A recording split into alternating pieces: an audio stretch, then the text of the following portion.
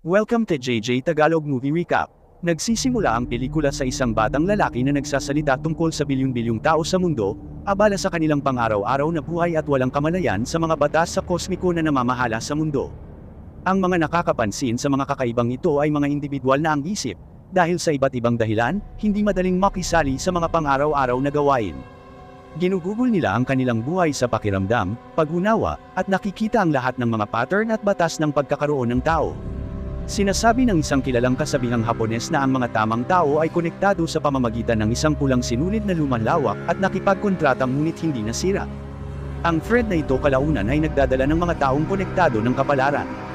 Si Martin Boom ay nakatira kasama ang kanyang anak na si Jacob sa kanilang sariling mundo sa New York.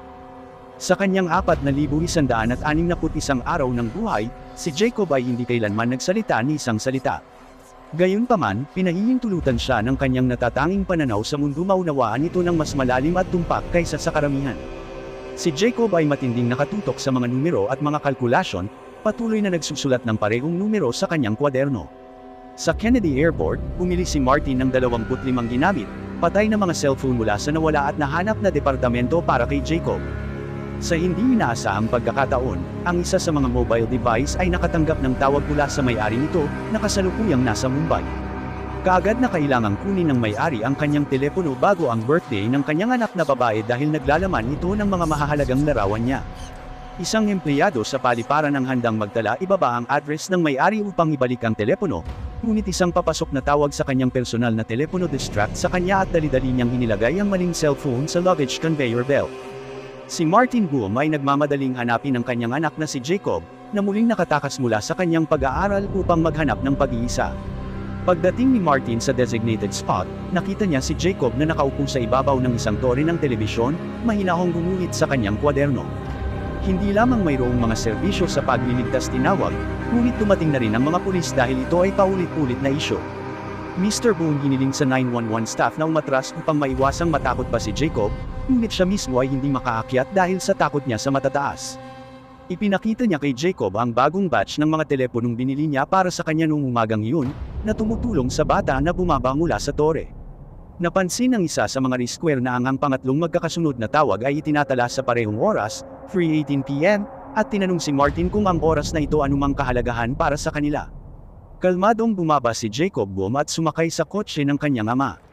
Si Martin pagkatapos ay ipaalam na ang mga serbisyong panlipunan ay kailangang kasangkot. Pagkaraan ng ilang sandali, huminto ang pamilya sa isang gasolinahan. Sa una, buong pagmamahal na pinapanood ni Martin si Jacob, ngunit pagkatapos, ginulo ng isang school bus, hindi niya napansin ang pag-alis ng kanyang anak sa sasakyan ng walang pahintulot at patungo sa paaralan transportasyon. Nakipag-usap kay Jacob, iminungkahi ni Martin na bumili ng soda sa tindahan at napansin niya na ang dilaw na bus ay may label na District 318. Sa tindahan, pinapanood ni Jacob ang isang lalaki na bumibili ng tiket sa lottery. Nang marinig ang mga numerong pinili ng lalaki, kinuha ni Jacob ang tiket at itinago ito sa kotse. Habang humihingi ng paumanhin ang kanyang ama sa abalang naidulot, kinopya ni Jacob ang mga numero sa kanyang notebook at ibinalik ang tiket sa may-ari. Hinihiling ng galit na lalaki na kontrolin ni Martin ang kanyang buhok at sinuntok si Martin sa sikmura nang subukan niyang makialam. Ang lumang telepono mula sa Kennedy Airport nagtatapos sa Dublin. Sa isang bar sa isa sa mga hotel, isang excited na si Miles ang nagre-record ng performance niya. Talentadong kaibigan na si Kayla at hinihikayat ang hinaharap na madla na lumikha ng mga fan group para sa mga umuusbong superstar sa buong mundo. Kumpiyansa siya na sisikat ang dalaga dahil sa viral content mula sa cellphone na naglalakbay sa iba't ibang bansa. Para ipagpatuloy ang marathon na ito, Miles lihim na inilalagay ang aparato sa malita ng isang dumaan na lalaki na bumibili ng mga tiket para sa Japanese airline. Sa isang silid na apartment, nagpin si Randall ng isa pang tiket sa lottery na may parehong mga numero sa dingding ng kanyang kwarto. Isang gabi, nagising si Martin nang tumunog ang alarm sa 3:18 a.m. Matapos matiyak na tulog ang kanyang anak, lumabas si Martin ng silid. Sa sandaling iyon, ang lahat ng mga lumang telepono niya na nakaayos sa isang pattern ng Milky Way ay nagsisimulang tumunog ng sabay-sabay, na nagpapakita ng parehong numero na iyong tumutugma sa mga numero ng tiket sa lottery. Naguguluhan si Martin kung paano ito nagawa ni Jacob, ngunit ang mga mata ni Jacob ay kumikinang sa matagumpay na kagalakan. Samantala, sa Baghdad, pinangarap ng isang binata pagiging isang sikat na komedyante tulad ni Chris Rock at pagiging napakayaman na ang kanyang pamilya ay hindi kailangang magbenta ng tinapay araw-araw. Gayunpaman, ipinaalam sa kanya ng kanyang ina na nasira ang kanilang oven, nalalagay sa alanganin ng kanilang kita at posibleng maiwan silang walang tirahan. Desididong makahanap ng solusyon, saad ng binata na may naisip. Ang pamilyang Boom ay binisita ni Clea Hopkins, isang kinatawan mula sa Family and Child Services. Sa kanyang pakikipanayam kay Martin, nalaman niyang nakatira sila sa mataas na bahay na iniwan ng kanyang yumahong asawa, na trahedyang namatay sa isang insidente sa North Tower Shopping Center. Mga pagtatangka ni Clea upang ipakita kay Martin na ang kanyang sitwasyon ay mas mahirap kaysa sa kanyang napagtanto. Bilang isang solong ama na nagtatrabaho 50 oras sa isang linggo, nagpupumilit si Martin na tustusan ang kanyang pamilya, kasama si Jacob na lumipat ng paaralan 5 beses sa 7 taon. Gayunpaman, pinagtatalunan ni Martin ang lahat ng sinasabi ng mga social worker, na nangangatwiran na sa kabila ng mga hamon, nagagawa pa rin niyang gampanan ang kanyang mga responsibilidad. Habang sinusubukan ni Clea na makipag-usap kay Jacob, napansin ni Martin ang mga numero mula sa lottery ticket sa isang pahayagan na nakita niya sa mga tala ni Jacob at ibinahagi ito kay Hopkins. Sa sandaling iyon, ang balita ay nag-aanunsyo ng mga nanalong numero ng lottery. Si Randall, nasa shower pa rin, ay hindi makapaniwala sa kanya tainga. Siya ay naging may-ari ng isa sa pinakamalaking multi-milyong dolyar na premyo sa New York. Nakahinga ng maluwag, tumawag siya sa isang mahal sa buhay at sinabing handa na siyang umuwi. Ang telepono ang may-ari, si Simon Clinton, ay tumawag sa kanyang asawa upang ibahagi ang kanyang mga plano sa paglipad patungong Tokyo upang magbukas ng isang kadena ng mga tindahan ng pastry na Italiano. Nangangako siyang susubukan niyang bawiin ito para sa kaarawan ng kanilang anak, kahit na walang nakikitang dahilan si Nell para dito. Nag-aalalang tinanong niya kung may natitira pang mga larawan nila bata mula sa paglalakbay noong nakaraang taon sa Brighton para lamang malaman na wala. Isang luha ang bumagsak ang mukha ni Nell habang nakaupo sa bakanteng silid ng kanyang maliit na babae. Naniniwala si Clea Hopkins na si Martin ay naghahanap ng mga pattern sa mga numero dahil sa kakulangan ng malusog na komunikasyon sa kanyang anak. Gayunpaman, iginiit ni Martin na malamang na sinusubukan ni Jacob na kumonekta sa iba sa pamamagitan ng mga numerong ito. Iminumungkahi ni Clea na ilagay si Jacob sa pinakamahusay na klinika ng lungsod, na tinitiyak kay Martin na pagkatapos ng 2 linggo obserbasyon, lilikha ang mga doktor ng komportable at ligtas na kapaligiran para kay Jacob at tutukayin ang pinakamahusay na diskarte para sa kanya. Sa Baghdad, 2 magkakaibigan ang nakatayo sa isang parisukat, nag-iisip ng mga paraan upang mapalaki pera para sa isang bagong oven. Ang lalaki ay nangangailangan ng 800,000 dinar para mabili ito. Pabirong tinuro ng kaibigan niya patungo sa mga terorista, na nagmumungkahi na kung makumplito nila ang isang gawain para sa kanila, ang pera ay nasa mesa sa umaga. Tinanggihan ng lalaki ang ideyang ito ngunit naiintriga sa pangalawang opsyon. Kaibigan niya nagmumungkahi na humiram ng oven kay Hassan, isang kakilala ng kanyang kapatid. Sa isang hotel room sa Tokyo, isang dalagang nakasuot ng sailor outfit ay palihim na nagre-record ng video gamit ang mundong paglalakbay telepono. Isang matandang lalaki, pagod na sa buhay, ang lumapit sa kanya, umaasang makakatagpo siya ng aliw sa kanyang mga bisig. Mayoko nagutos sa kanya na maligo at pagkatapos ay lumabas, kinuha ang cellphone at ang pera mula sa wallet niya. Kinabukasan, dinala ni Martin si Jacob sa klinika, tiniyak sa kanya na huwag mag-alala, tulad ng nangyari 2 linggo lang at madalas niya itong bibisitahin. Binigyan ni Mr. Boom si Clea ng isang kahon ng mga telepono at tinanong siya upang ibigay ang mga ito kay Jacob kung siya ay nababalisa. Iminumungkahi din niyang mag-alok kay Jacob ng popcorn dahil mahilig siyang magbilang nito. Sinabi ni Martin kay Jacob kung gaano niya siya kamahal, ngunit lahat ay natatanggap niya bilang tugon ay katahimikan. Habang inaakay ni Clea si Jacob sa kanyang silid, pinuntahan ni Martin ang kanyang asawa. Sa sementeryo, humihingi siya ng paumanhin sa kanyang yumahong asawang si Sarah dahil sa hindi niya pagkakaugnay sa kanilang anak at posibleng ang pagkawala niya ng tuluyan. Humihingi siya ng tawad sa kanya, alam niyang hindi niya mapapatawad ang sarili niya. Nagpapahid ng luha, natuklasan ni Martin ang isang firefighter badge sa tabi ng lapida, ang bilang nito ay 318. Sa Tokyo, pinag-uusapan ng magkakaibigan ang video na na-record sa Dublin at nagplano upang lumikha ng isang fan club na pinangalanang Kylie Graham sa Tokyo. Sinasamantala ang pakikiramay ng kanyang kaibigan na si Mayuko planong hilingin kay Tetsuo na i-upload ang lahat ng impormasyon sa computer at i-publish ito online. Tulad ng para sa telepono, plano niyang iwan ito para sa susunod niyang kliyente, na lilipad patungong Kuwait sa loob ng 3 oras. Samantala, sinubukan ni Martin na maghanap ng koneksyon sa pagitan ng katahimikan ni Jacob at ng mga mobile phone. Natuklasan niya ang Arthur Teller Institute online, na ginagarantiyahan na magbigay ng mga sagot sa pagpindot mga tanong. Pagdating sa lokasyon, nakahanap si Martin ng residential building at, sa pag-aakalang nakuha niya ang mali ang address, malapit nang umalis. Gayunpaman, tinanong siya ng may-ari tungkol sa kanyang anak, na madalas umakyat sa communication tower, at iniimbitahan siya sa loob. Pagkatapos magalok ng limonada sa kanyang mga bisita, si Mr. Taylor nagpapaliwanag na ang sangkatauhan ay napapalibutan ng isang electromagnetic field at mga entity na nagbubuklod magkasama sila. Sa lipunan, may mga tao, kadalasang mga bata, na nagsisilbing mga dispatcher nito para sa pakikipag-ugnayan. Naniniwala siya na ang kakulangan sa pagsasalita ni Jacob ay hindi isang problema, dahil malamang ang kasanayang ito hindi na napapanahon at maaaring makahadlang pa sa ebolusyon ng tao. Nang malaman ni Taylor na walang nagturo kay Jacob sa matematika, lalo siyang kumbinsido sa kanyang teorya. Ipinaliwanag niya kung paano nakapag-iisa si Jacob na tuklasan ang mga numerong Fibonacci, isang sequence na naimbento ng isang mathematician noong ika-12 siglo. Ang mga numerong ito ay lumilitaw sa lahat ng dako sa kalikasan, sa kurbo ng isang alon, ang spiral ng isang shell, at ang mga segment ng isang pinya. Ang universo ay pinagtagpi ng masalimuot na mga pattern at mga sistema na ay hindi nakikita ng hubad na mata, ngunit kung ang mga tao ay nagbigay pansin, makikita nila ang banayad na dahilan at epekto ng mga relasyon sa bawat buntong hininga, bawat kilos, bawat pag-iisip. Sinasabi yun ng Taylor napakaganda ng universo ni Jacob, at wala siyang panahon para makipag-usap. Nakita ni Jacob kung paano ang nakaraan, kasalukuyan, at hinaharap ay magkakaugnay. Para siyang gumagawa ng roadmap na si Martin dapat sumunod sa kanyang kapalaran. Sa klinik, pinapanood ni Clea si Jacob na inaayos ang popcorn ng magkahiwalay mga hilera.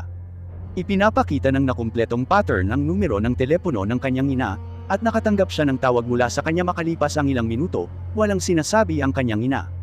Sa sandaling iyon, minarkahan ni Jacob ang ika-18 ng Marso sa kalendaryo, na labis na ikinagulat ni Clea. Habang nag-o-order si Randall ng mga tiket papuntang Lindbergh, Virginia, sinusuri ni Martin ang mga numero mula sa notebook ng kanyang anak at nakakita ng nauugnay na numero ng telepono na may pangunahing terminal ng Central Station. Kaya lang, nilapitan siya ni Hopkins at nagpaalam na minarkahan ni Jacob ang petsa ngayon sa kalendaryo, kasama ang oras na X na magaganap sa loob ng 22 minuto. Ang mag-asawa ay nagmamadali sa Central Station. Hinahati ang kanilang mga direksyon, tumungo si Martin sa kanang pakpak, panapanahong pagtawag sa kilalang numero upang mahanap ang kinakailangang payphone. Isang lalaki ang nakatayo malapit sa kailangan ng phone booth at tumangging bigyan ng espasyo si Martin, gaano man siya humingi. Hindi magawa tiisin ang sagabal, pinaikot ni Martin ang lalaki para lamang mahanap ang Randall nito. Bilang ganti para sa insidente ng gasolinahan, sinuntok siya ni Martin sa tiyan, at naganap ang away sa pagitan nila. Sa 3-19, ang mga lalaki ay inaresto ng pulisya, na nakakagambala sa kanilang mga plano. Sa Baghdad, ang mga lalaki pumasok sa tindahan ng kanyang anak. Bago kunin ang pugan, nagtago sila mula sa pagdating ng mga miyembro ng gang na nagbubukod-bukod sa mga nakacharge na telepono, isa na rito ang naglalakbay na cellphone. Medyo kumaway ang babae na kasama ng grupo sa mga lalaki, na hindi sinasadyang ibinunyag ang kanilang lokasyon. Habang ang isa ng mga lalaki ay hawak sa pader, ang iba ay namamahala upang makatakas. Isinasaalang-alang ng pinuno ng gang ang batang lalaki isang magnanakaw na dapat parusahan sa pamamagitan ng pagputol ng kanyang kamay, ngunit ipinaliwanag ng binata na siya ay isang komedyante sa hinaharap at hindi nilayo na magnakaw ng anuman. Sa una ay humihingi ng biro, ang mga terorista tumawa, ngunit pagkatapos ay magtanong kung paano niya planong bayaran ang mamahaling kagamitan na kailangan ng kanyang pamilya. Iniulat ng New York Meteorological Service na ang lungsod ay tinamaan ng pinakamalakas na bagyo sa nakaraang taon. Nagising si Martin sa kanyang alarm sa 18 minuto pasado alas 3 ng umaga at nakikinig sa isang voicemail sa kanyang answering machine. Kinilala ng tumatawag ang kanyang sarili bilang si Randall Mead, isang dating bumbero mula sa 318th Presinto. Ikinwento niya na noong ika-11 ng Setyembre taong 2001, lumahok siya sa pagliligtas pagpapatakbo ng North Tower ng shopping center. Sa ika-87 palapag, nakita niyang duguan babae na nagngangalang Sara at binuhat siya sa kanyang sarili sa loob ng 31 palapag, ngunit hindi ito makapagpatuloy. Pagkatapos tignan ang kanyang pulso, napagpasyahan niyang wala na siyang buhay at iniwan siya doon. Sa loob ng isang dekada, nakipagbuno siya sa pagdududa sa katwiran ng kanyang desisyon. Araw-araw sa panahong ito, bumibili siya ng tiket sa lottery, matapat na isinulat ang parehong mga numero 9, 11, 20, 01, 8731, umaasa na balang araw ay mabubunot sila. Ngayon, kasama ang nanalong tiket, pakiramdam niya ay tiyak na gusto ni Sarah na i-donate niya ito sa mga iyon nangangailangan. Habang nakikinig siya ng voicemail, nanlaki ang mga mata ni Martin. Sinundan ito ng sariling boses, inutusan ng isang lalaki na lumayo sa phone booth. Nagmamadaling i-replay ang mensahe, Martin ay biglang iginuit sa TV kung saan nakatawag ng pansin ang pangalan ng isang bumbero. Nadiskubre niya na iniligtas ni Randall Mead ang mga bata mula sa isang school bus na nadulas sa kalsada sa mapanlinlang panahon. Kinapanayam ng reporter na si Sofia Martinez ang bayani, na may katamtamang pagkilala sa kanyang mga aksyon sa pagiging nasa tamang lugar sa tamang oras. Sinasalamin ni Randall na siya ay naantala lamang, nawawala ang isang tren, na naglagay sa kanya sa lugar ng aksidente sa tamang oras. Ang paghahayag ay tumama kay Martin Hart, na nagudyok sa kanya na magmadali sa klinika upang makita ang kanyang anak. Pagdating, sinalubong siya ni Clea. Ipinaalam sa kanya ng batang babae na malamang na tumakbo si Jacob pauwi. Tinanggihan ni Mr. Boom ang kanyang teorya at nagtanong sinundan siya nito, tiwala na alam niya kung saan hahanapin ang kanyang anak.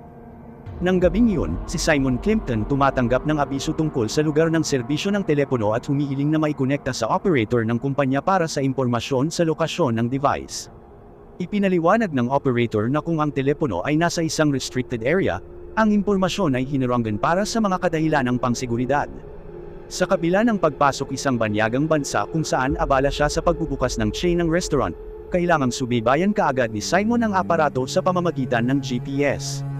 Ang telepono ay naglalaman ng mga larawan ng kanyang namatay na anak na babae, na eksaktong namatay 1 taon na ang nakalipas.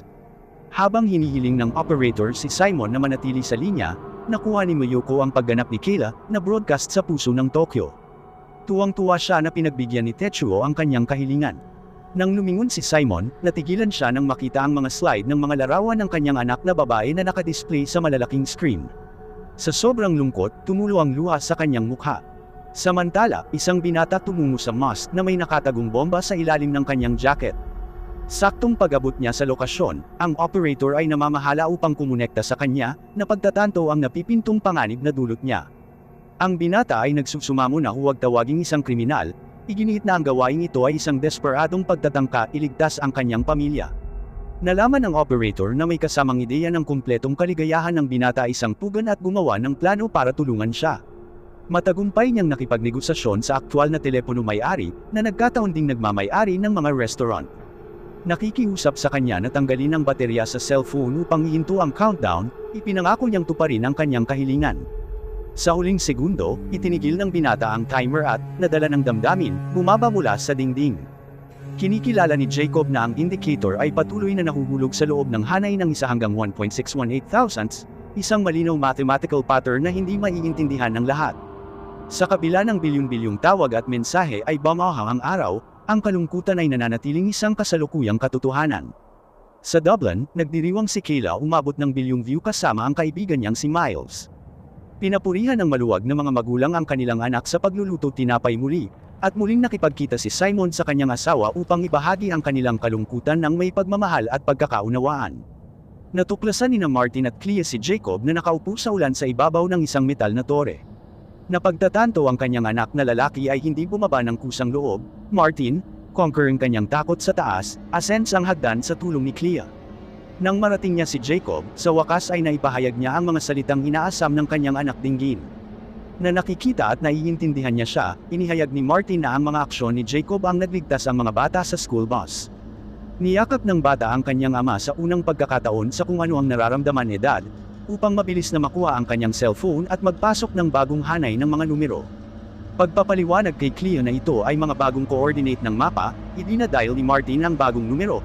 Inaabot ang bagong subscriber, Arnie, upang ihatid ang kahalagahan ng hindi pangkaraniwang tawag na ito. Nakatagpo ka na ba ng mga espesyal na tao? Paano sila nakaapekto sa iyong buhay? Ibahagi ang iyong mga saloobin sa mga komento sa ibaba. Pindutin ang like button at mag-subscribe sa channel. Magkita-kita tayo sa mga susunod na video.